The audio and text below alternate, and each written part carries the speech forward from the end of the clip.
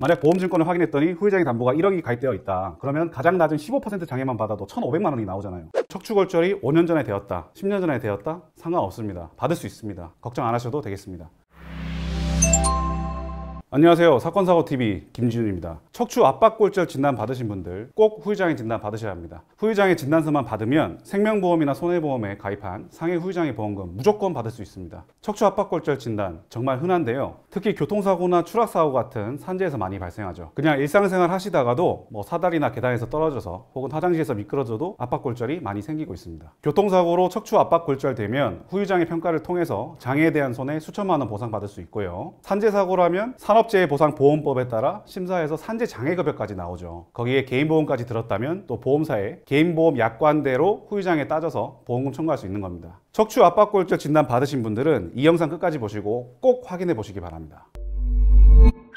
일단 후유장애에 대해 말씀드리면 교통사고, 산재, 장애인복지법, 개인보험, 후유장애 기준이 다 달라요. 오늘은 생명보험, 손해보험 같은 개인보험 후유장애에 대해 설명드릴 건데요. 여기에서도 수술했냐 안 했냐에 따라서 기준이 다릅니다. 2005년부터 2018년 사이에 든 보험, 척추장애 기준으로 설명을 드릴게요. 수술한 경우는 운동장애로 평가해서 가입금액의 40%, 30%, 10% 받을 수 있고요. 수술을 안 했으면 기형장애로 평가해서 50%, 30%, 15% 받을 수 있습니다. 그래서 척추 압박골절로 수술하게 되면 후유장애 보험금 받을 확률이 거의 100%나 되고, 수술을 하지 않았어도 기형장애를 따져서 후유장애 진단을 받아서 최소 가입금액의 15%는 받을 수 있다는 겁니다. 수술 안 한 척추 압박골절이 얼마나 후유장애 되는지는 엑스레이나 MRI, CT로 확인해보면 바로 알 수 있습니다. 자, 이 척추 영상 보시면요, 다른 척추보다 이 척추체가 찌그러져 있는 게 보이시죠? 이렇게 확연하게 보이는 건 당연히 받을 수 있고요. 만약 경미하게 표가 날 듯 말 듯 찌그러져도 후유장애 진단 받을 수 있습니다. 이 영상 보시고 후유장애 가능하다 싶으시면 바로 후유장애 진단 받아서 보험사에 청구하시면 되겠습니다. 만약 보험증권을 확인했더니 후유장애 담보가 1억이 가입되어 있다. 그러면 가장 낮은 15% 장애만 받아도 1,500만 원이 나오잖아요.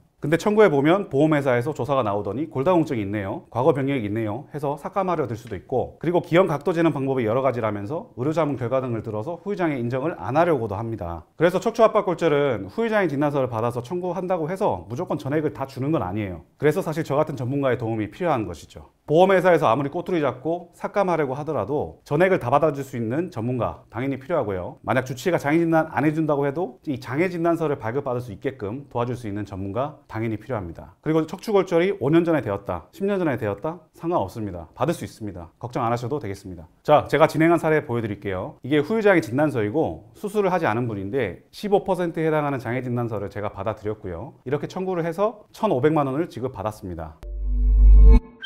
전문가를 찾고 싶으신가요? 그렇다면 제가 도와드릴 테니 저에게 연락주세요. 위 전화번호나 카카오톡으로 연락 주셔도 되고요. 아래 영상 설명란이나 고정 댓글에 보시면 링크가 있으니까 누르시기만 하면 되겠습니다. 그리고 카카오톡이나 네이버에서 사건사고.com 검색하셔도 나오니까요. 편하신 방법으로 문의 주시면 친절하게 상담 도와드리겠습니다. 영상 끝까지 시청해 주셔서 감사합니다.